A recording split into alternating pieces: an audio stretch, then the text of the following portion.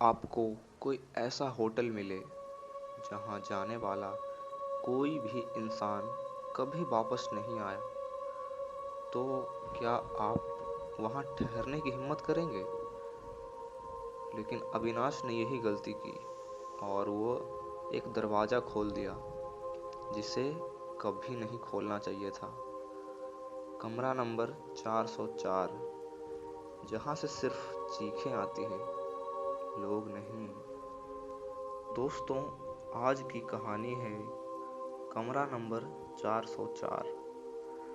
अविनाश एक freelance journalist था जिसे पुरानी और शापित जगहों की गुत्थी सुलझाने का शौक था। इसी सिलसिले में वह हिमाचल के एक दूर दराज गांव के उस होटल में पहुंचा जिसके बारे में मशहूर था कि वहां से आज तक कोई भी वापस नहीं आया। होटल का नाम था द मिस्ट। वह खंडहर जैसा दिख रहा था, लेकिन अंदर एक बूढ़ा मैनेजर अब भी वहां रुकने वालों का स्वागत करता था। साहब, रात को कमरा नंबर 404 के बाहर मत निकलना। जो कुछ भी सुनाई दे, दरवाजा मत खोलना। मैनेजर ने चाबी थमाते हुए धीमी आवाज में चेतावनी दी। अविनाश मुस्कुराया। उसने सोचा, पुरानी कहानियां और क्या। अविनाश कमरे में अकेला था। बाहर बारिश शुरू हो चुकी थी और बिजली कड़क रही थी। कमरे की खिड़कियां पुरानी थी और हवा के झोंकों से रह रहकर खड़खड़ा रही थी। वह अपनी रिपोर्ट लिख ही रहा था कि उसे लगा कि बिस्तर के नीचे से कोई खुरचने की आवाज आ रही है। किर किर, जैसे कोई अपने नाखूनों से लकड़ी को छील रहा हो। अविनाश ने नीचे झुककर देखा। वहां कुछ नहीं था सिवाय धूल और एक पुरानी फटी हुई गुड़िया के। गुड़िया की आंखें बटन की थी, लेकिन अविनाश को लगा जैसे वो उसे घूर रही है। उसने उसे उठाकर खिड़की के पास फेंक दिया।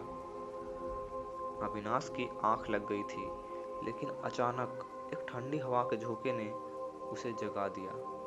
कमरे का तापमान गिरकर लगभग -2 डिग्री सेल्सियस जैसा महसूस हो रहा था।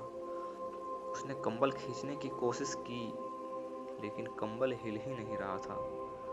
जैसे ही उसने जोर लगाया, उसे महसूस हुआ कि कंबल के दूसरे छोर को कोई नीचे से खींच रहा है।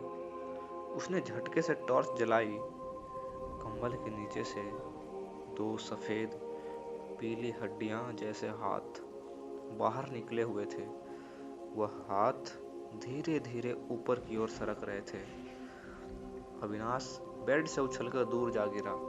उसने देखा कि वह गुड़िया जिसे उसने खिड़की के पास फेंका था, अब उसके तकिए पर बैठी थी। उसकी बटन वाली आंखें अब असली इंसानी आंखों की तरह चमक रही थी।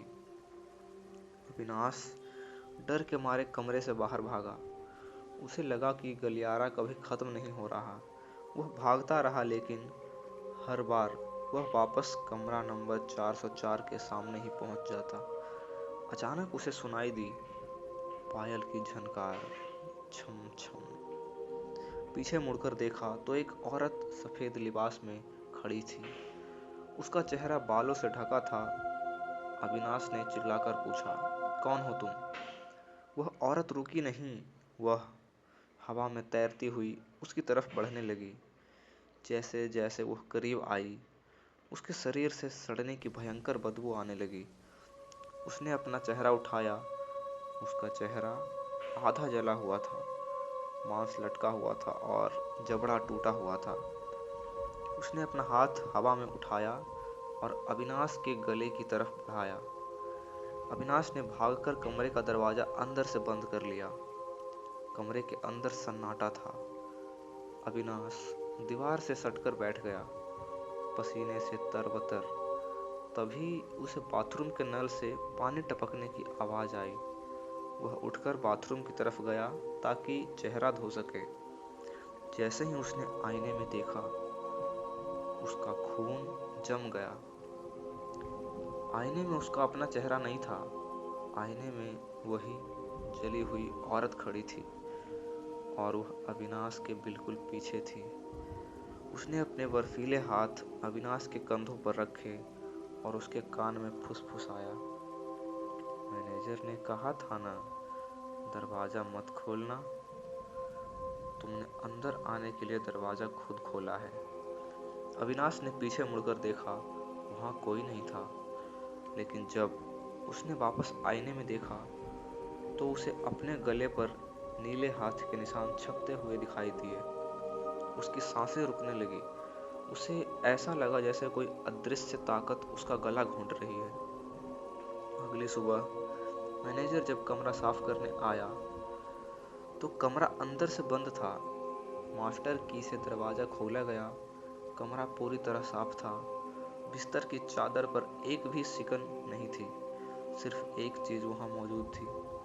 खिड़की के पास वही पुरानी गुड़िया पड़ी थी, लेकिन इस बार गुड़िया ने अविनाश की पसंदीदा नीली शर्ट पहन रखी थी और उसकी बटन वाली आंखों के पीछे अविनाश की असली आंखें जड़ी हुई थी।